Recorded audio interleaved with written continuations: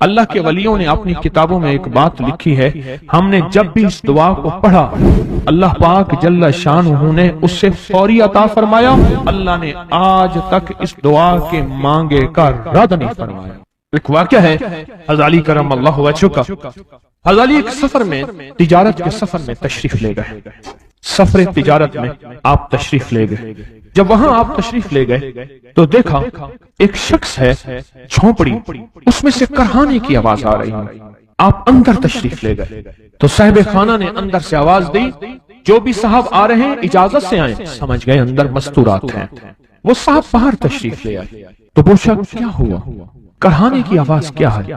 کہا میری بیٹی ہے، جنگل میں لکڑیاں لینے گئی، اس کے اوپر ایک درخت گر گیا کاٹتے کاٹتے، اور اس کی وجہ سے اس کی کمر ٹوٹ گئی ہے، اب یہ بستر میں پڑی ہے، اب یہ بیچاری تکلیفوں اور دکھوں میں۔ آپ نے فرمایا کوئی مسئلہ نہیں، میں ایک عمل کرتا ہوں، تو ایسا کر صرف اس کا کپڑا لے آ۔ آپ نے اس کے کپڑے کو سامنے رکھا، اس کو کہا اس کو پکڑ، اور اس کی طرف یوں انگلی کی، اور یہ دعا جو اب ہم پڑھنے لگے ہیں، بس یہ دعا پڑھی، اور صرف چند بار ہی پڑھتی، اندر آوازیں خاموش ہو گئیں، چپ ہو گئے۔ آپ نے فرمایا پوچھو جا کے۔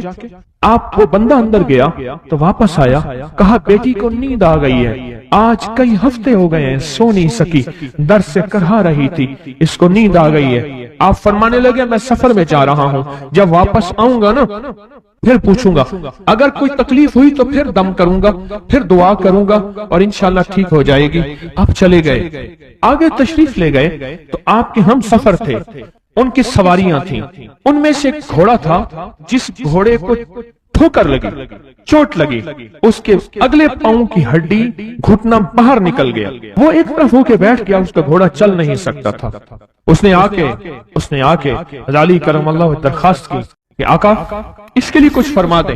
فرمایا میں اس کے لیے دعا کرتا ہوں، یہ ٹھیک ہو جائے گا، اور آپ نے دعا پڑھنا شروع کر دی، اور فرمایا یہ اس کے ہاتھ پہ، اس کی ٹانگ پہ آپ نے ہاتھ پھیر دیا، جو معذور تھی ٹوٹی ہوئی نکلیا ہوا گھٹنا تھا، فرمایا ٹھیک ہو گیا۔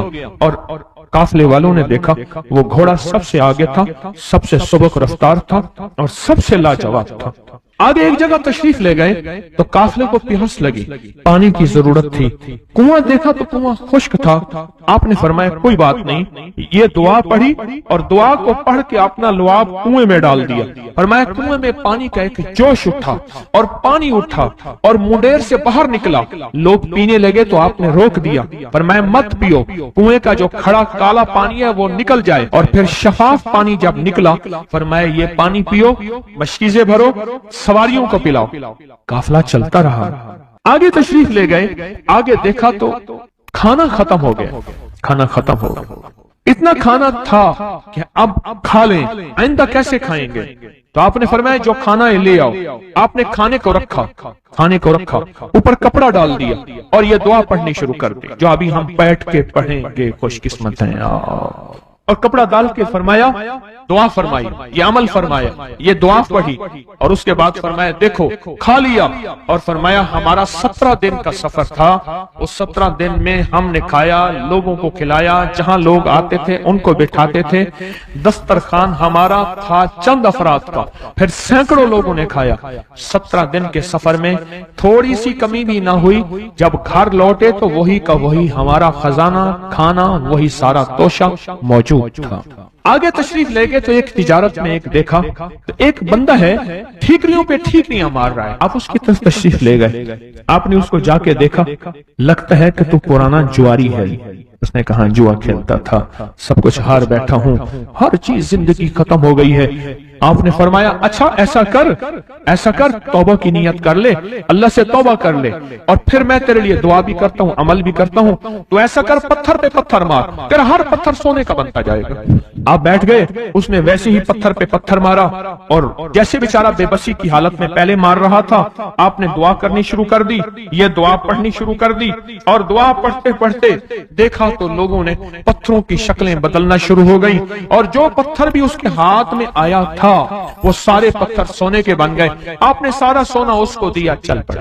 سفر میں آگے جاتے جاتے دیکھا کہ ایک شخص ہے، اس کے ساتھ ایک بچہ ہے، ایک بوڑھی عورت ہے، ایک بوڑھا گدھا ہے، اور وہ سارے پیدل چل رہے ہیں، گدھے کو سواری کو ساتھ لیے ہوئے۔ تو آپ نے پوچھا کیا ہوا؟ انہوں نے کہا ایک سانپ ہے جو اس گدھے پہ مسلط ہے، اس سامنے بیٹھا ہے، وہ نیچے نہیں اتر رہا، ہم نے مارنے کی کوشش کی ہے، اس کی پھنکار سے عصا جل جاتا ہے، اور جلا ہوا عصا دکھایا، ڈنڈا جلا ہوا دکھایا کہ ایک پھنکار سے ڈنڈا جل جاتا ہے، وہ مسلط ہے گدھے پہ، ہم پیدل چل رہے ہیں، منزل پہ ہے، سانپ مسلط ہے، اس کا کوئی حل نہیں۔ آپ نے فرمایا اس گدھے کو اس جھاڑی سے، اس درخت سے باندھ دو، اور باندھ کے آپ قبلہ رخ ہوئے اور یہ دعا پڑھنی شروع کر دی، اور فرمایا پھر دوسرے رخ ہوئے اور یہ دعا پڑھنی شروع کر دی، اور تیسرے رخ ہوئے اور دعا پڑھنے کے بعد آپ نے اس سانپ پہ پھونک مارا، سانپ چونٹی بن کے چھلانگ لگائی اور غائب ہو گیا۔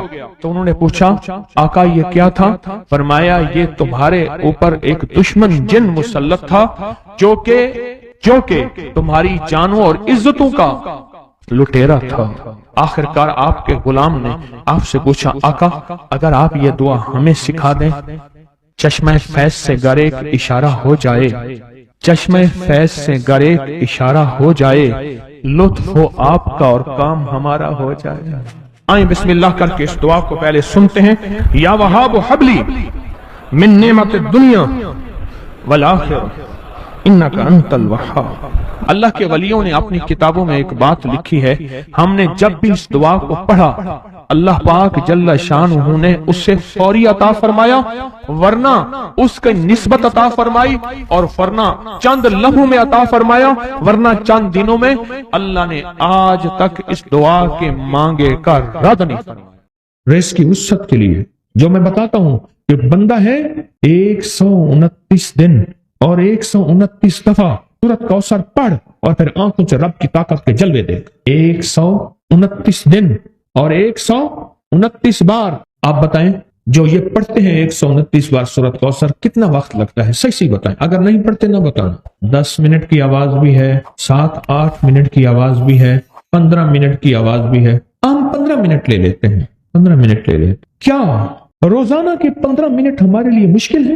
129 بار سورۃ کوثر، اور اگر جگہ اور وقت ایک ہو تو پھر اس کی طاقت اور تاثیر حیرت انگیز طور پہ دگنی ہو جاتی ہے۔ زمان اور مکان وہی وقت وہی جگہ، مجبوراً اگر نہیں ہے تو کوئی حرج نہیں، پر یقین دل کی گہرائیاں، اندر کا درد اور پورے خشوع خضوع، دھیان، طلب، تڑپ اور جذبے کے ساتھ پڑھ 129 بار۔ اصل میں یہ 129 کا جو عدد ہے نا، لفظ لطیف کا عدد ہے، یا لطیف ہو نا، لطیف 129 بار اور 129 دن۔ پھر قدرت کے خزانے اور رب کی رحمت کے خزانے، اس کی عطا اور شفقت کے خزانے، اس کی مہربانی کے خزانے۔ ایک اور چیز بتاؤں، دیدار مصطفیٰ کے لیے، کملی والے کے دیدار کے لیے سورۃ کوثر بہت باکمال ہے۔ اب اس کے فائدے سنتے جائیں، 129 دفعہ کے فائدے ذرا سنتے جائیں، کیونکہ میرے آقا کی تسلیوں کے لیے، دلجوئیوں کے لیے یہ آیت، یہ سورت اتری تھی، قرآن کی سب سے چھوٹی سورت ہے۔ دلجوئیوں کے لیے تانے دے دے کے ظالموں نے میرے آقا کے سینے کو چھل نہیں کیا، اور اللہ پاک جل شانہ نے فرمایا میرے حبیب کیوں غمزدہ ہیں، ہم نے آپ کو کوثر دے دی۔ اور میرے حبیب یہ جو تانے دینے والے ہیں، آپ پہ جادو کرنے والے ہیں، آپ پہ نظر بد کے حملے کرنے والے ہیں، اور آپ کے ساتھ حسد کرنے والے ہیں، یہ ان نشان آقا ابتر، یہ تو ایسے ابتر ہوں گے، ان کی زندگی ابتر ہوگی، ابتر سے ابتر اور ابتر ہوگی کہ بس زمانہ دیکھے گا وہ شماتت الاعداء، اور ان کے دشمن ان پہ ہنسیں گے، ایسے ابتر ہوں گے۔ 129 بار سورۃ کوثر دیدار مصطفیٰ کے لیے، 129 بار سورۃ کوثر جادو کے آخری توڑ کے لیے، 129 بار سورۃ کوثر جادو کو خود پلٹانے کے لیے، پلٹ جاتا ہے۔ 129 بار سورۃ کوثر آفات اور بلیات کو دور کرنے کے لیے، 129 بار سورۃ کوثر انزائٹی، ٹینشن، ڈپریشن اور اسٹریس کے لیے، اور 129 بار سورۃ کوثر پرسکون نیند کے لیے، 129 بار سورۃ کوثر پرسکون زندگی کے لیے، اور 129 بار سورۃ کوثر پھر دنیا حسنہ کے لیے۔ وہ طاقتور چیز ہے جو 7 نسلوں کو کھلاتی بھی ہے، پلاتی بھی ہے، سکون کی نیند سلاتی بھی ہے، اچھا لباس پہناتی بھی ہے، عزتوں کے تاج سر پہ رکھواتی بھی ہے۔ نوری لقمہ اپنی زندگی کی ضرورت بنا لیں، پھر کیا ہوگا؟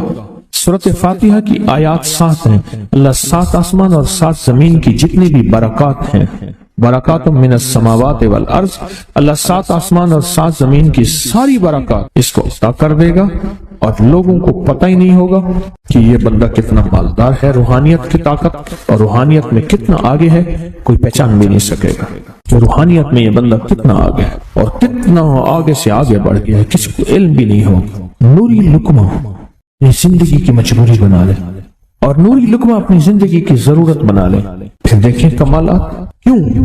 فرمائے جو سارے قرآن میں ہے، جو سارے قرآن میں ہے، جو سارے قرآن میں ہے، آنکھیں کھل جائیں۔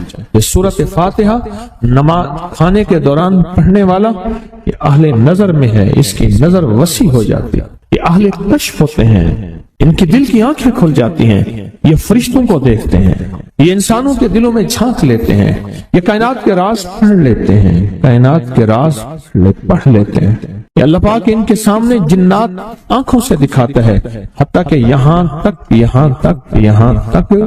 کہ اللہ قبر کے راز بھی ان کے اوپر کھول دیتے ہیں۔ نوری لقمے کا اثر یہ ہے دل کی آنکھیں کھل جاتی ہیں، دل کی آنکھیں کھل جاتی ہیں، دل کی آنکھیں کھل جاتی ہیں۔ یہ نور لقمے کی تاثیر ہے۔ چہرے کی آنکھیں تو سب کے پاس ہیں، دل کی آنکھیں سب کے پاس نہیں، دل کی آنکھیں سب کے پاس نہیں، چہرے کی آنکھیں سب کے پاس ہیں، دل کی آنکھیں سب کے پاس نہیں۔ نوری لقمے کی یہ تاثیر ہے کہ دل کی آنکھیں کھل جاتی ہیں اور دل کی دنیا آباد اور دل کی دنیا شاد اور دل کا وہ بندہ بامراد بن جاتا ہے جو نوری لقمے اپنی زندگی میں شامل کرتا ہے۔ اور نوری لقمے سورۃ فاتحہ اور کتنی بار؟ اچھا، یہ سورۃ فاتحہ بیماریوں کا علاج۔ صحابہ کرام فرماتے ہم جا رہے تھے، کوئی ایک سردار تھا، اس کو بچھو نے کاٹ لیا اور اس کو چیخ رہا تھا بیچارہ۔ فرمایا سانپ کا کاٹا سوئے، بچھو کا کاٹا روئے۔ میرے پاس ایک سانپ کا کاٹا آیا تھا، غنودگی میں تھا، وہ بہت غنودگی میں سے سوتا تھا، اور میں نے کہا اس کو سونے نہ دے، خیال نہ کیا انہوں نے، ادھر سے ہٹا تو بندہ ختم ہو گیا، سانپ کا کاٹا۔ ہمارے والد صاحب رحمۃ اللہ علیہ کے تھے ملک عبد الرحمن ڈوڈی، وہ لائے تو کہنے لگے اس بچھو کے کاٹے کا علاج، صحابہ کرام نے 7 بار سورۃ فاتحہ پڑھ کے اس پہ دم کر اور وہ ٹھیک ہو گیا۔ اور میں جب سورۃ فاتحہ عرشوں سے زمین پہ آئی، نازل ہوئی، ایک گونج اٹھی، ایک آواز آئی، اور میں اللہ سے آج وہ چیز زمانے پہ زمین پہ نازل کی ہے جو اس سے پہلے کبھی آئی نہیں تھی اور جو اس کے بعد کبھی آئے گی، اس سے پہلے کبھی آئی نہیں تھی، اس کے بعد کبھی آئے گی۔ اور جب سورۃ فاتحہ نازل ہوئی، شیطان رویا، پیٹا، اپنا سر پہ راکھ ڈالی اور اتنا شور کیا کہ کاش کہ یہ سورۃ فاتحہ آئی ہے، اور اگر آئی ہے تو واپس چلی جائے، اگر واپس نہیں گئی تو کسی کی زبان پہ نہ جائے، یعنی کوئی اس کو پڑھ نہ سکے، اگر پڑھے تو اس کا یقین نہ ملے۔ یقین سے پڑھنے والے کی دنیا بھی، آخرت بھی، رزق بھی، عزت بھی، صحت بھی، تمنگری بھی، بادشاہت بھی، خوشیاں خوشحالیاں بھی یقین سے پڑھنے والے کو ملتی ہیں۔ اور اس لیے آج بھی شیطان سورۃ فاتحہ سے لرزتا ہے کہ سورۃ فاتحہ پڑھنے سے جنات اور شیاطین ایسے دور ہوتے ہیں، ایسے کہ میلوں دور چلے جاتے ہیں اور اس بندے سے خوف زدہ ہوتے ہیں جو سورۃ فاتحہ پڑھتا ہے۔ کھانے کے دوران اس کی حکمت کیا ہے؟ انسان کھانے کے دوران مشغول ہوتا ہے، کھانے کی لذتوں میں کھویا ہوا ہوتا ہے، اور اگر بھوک بہت زیادہ ہو بھوک بہت زیادہ ہو تو پھر تو ہوش نہیں ہوتا، پھر ہوش ہی نہیں ہوتا اگر بھوک بہت زیادہ ہو۔ اب اسی دوران جس طرح سنیں غور سے، بڑی میں عجیب بات بتا رہا ہوں، حضرت امام جعفر صادق سلام اللہ رضوان اللہ تعالی علیہ مجمعین اللہ کے ولی تھے، ولایت کے تاجدار تھے، سرداروں کے سردار تھے، اولیاء کے سردار تھے۔ میں بازار میں جاتے تھے، جا کے پھر واپس آ جاتے تھے، پھر جاتے کچھ نہیں خریدتے تھے۔ کسی نے پوچھا اب کیوں جاتے ہیں؟ فرمایا 2 وعدے لینے، کیا؟ میں جا کے بازار میں ہر بندے کو سلام کرتا ہوں، وہ سلام کا جواب دیتے ہیں، اور کیا پتا کسی کے سلام کا جواب ایسا ہو جو اللہ کے ہاں مقبول بھی ہو، محبوب بھی ہو۔ اور پھر فرمایا بازار میں جاتا ہوں اور جا کے بازار میں جاتا ہوں اور جا کے بازار کی دعا پڑھتا ہوں۔ فرمایا جو چوتھا کلمہ گھر میں پڑھے گا اس کو 10 نیکیاں ملیں گی، اور جو بازار میں پڑھے گا کتنی نیکیاں ملیں گی؟ 10 لاکھ۔ 10 लाख नेकियां मिलेंगी। पर मैं 10 लाख नेकियां कमाने के लिए जाता हूँ। आले रसूल की मोहब्बतें, इबादतों का हिर्स देखें। हमें माल का हिर्स, उन्हें अमाल का हिर्स। वही दुआ, वही चौथा कलमा घर में पढ़ें, 10 नेकी हैं, बाजार में पढ़ें, क्योंकि वह हर बंदा मशगूल है, दुनिया में, माल में, चीजों में, भाव ताव में लगा हुआ है। वही बाजार में पढ़े तो 10 लाख नेकियां। इसी तरह खाने के दौरान जब लज्जत है, खाने के दौरान जायका है, और खाने के दौरान लज्जत और जायके में अगर कोई बंदा सूरत फातिहा पढ़ ले तो अल्लाह कहता है तो इन लज्जतों में मुझे ना भूला, इन खाने की चीजों में मुझे ना भूला, इन सारी कैफियतों में मुझे ना भूला। अल्लाह खुश होता है और फिर अल्लाह जल्ल शानहू उससे 7 आसमान और 7 जमीन की बरकतें हवाले कर देता है। और जिसके पास 7 आसमान 7 जमीन की बरकतें हों, ये सारी इबादतें खाने के दौरान कोई माना नहीं रखती, फिर ऐसी समेट के अल्लाह कायनात को उसे दे देता है। नूरी लुकमे की तलाश करें, नूरी लुकमा जिंदगी में ले आए, बड़ी खुशहाल जिंदगी गुजरेगी, बहुत लाजवाब जिंदगी गुजरेगी। 7 दफा सूरत फातिहा से कर्जे उतर जाते हैं, 7 दफा सूरत फातिहा से बेटे मिल जाते हैं, 7 दफा सूरत फातिहा से नेमतें, और 7 दफा सूरत फातिहा वो ताकतवर चीज है जो 7 नस्लों को खिलाती भी है, पिलाती भी है, सुकून की नींद सुलाती भी है, अच्छा लिबास पहनाती भी है, इज्जतों के ताज सर पे रखवाती भी है। कहें इंशाअल्लाह। आप सोचें कौन सा मुश्किल अमल, बहुत जबरदस्त अमल है। 1 मिनट का काम है, काम बन जाता है। और मैंने इसकी इजाजत जितनी मुश्किल से ली थी ना, इस अमल की बहुत मुश्किल से इजाजत, और जिस दिन ली थी उसी दिन फैसला किया था इंशाल्लाह इसे छुपाऊंगा नहीं, इंसानियत मखलूक को बताऊंगा। और ये 7 दफा सूरत फातिहा जो दिल का मरीज हो मुझ जैसा उसका भी इलाज है, जिस्मानी हो या रूहानी। मैंने पिछली दफा कहा ना कि मैं दिल का सख्त मरीज हूँ और आज भी हूँ, दुआ करो मौत तक न रहूं। और मैं दिल का सख्त रूहानी मरीज हूँ, जिस्मानी नहीं हूँ। मेरी पिछली दफा की वजह से पूरी दुनिया में कोहराम मचा हुआ है कि बाबा गया, जाना तो है, जाना तो लाजिम है। पिछली दफा मैंने वो कह दिया कि मैं दिल का सख्त मरीज हूँ, मेरे लिए दुआ करो। वो ये मरीज हूँ, रूहानी मरीज हूँ, रूहानी मरीज हूँ। तो ये बीमारी जो दिल की बीमारी है ना, उसका भी इलाज है, रूहानी है या जिस्मानी। जैसे मैं दिल की रूहानी बीमारियों के बारे में मैंने आपको कहा, मैं सख्त मरीज हूँ दिल का, अल्लाह करे इसका मर्ज का इलाज हो जाए। तो खाना खाते हुए मेरे दिल के लिए भी आप दुआ करेंगे कि अल्लाह भी मेरे दिल को ठीक कर दे, अल्लाह भी ठीक कर दे। आप मुझे बुजुर्ग समझते रहे और अंदर से काम खोखला हो। ये दिल की रूहानी बीमारियों का भी इलाज है और ये जिस्म की और दिल की जिस्मानी बीमारियों का भी इलाज है। यह सेहतमंदी का राज है। सूरत फातिहा है बाबा, सूरत फातिहा है, सूरत फातिहा। जो बंदा सूरत फातिहा पढ़ता है, एक बार अल्लाह जल्ल शानहू इन 7 आयात की तासीर और ताकत उसे अता फरमाते हैं। और 7 समंदरों में जो ग़िज़ा, रिज़्क, ताकत और कुव्वत अल्लाह ने रखी है, उसका हिस्सा इस बंदे को देते हैं जो सिर्फ एक बार सूरत फातिहा पढ़ता। ये जो वजीफे हैं किसी दुर्वेश की या कोई दुर्वेश ने जिसको इजाजत है उसकी इजाजत सही हो। हर बंदा इजाजत देना ना शुरू कर दे।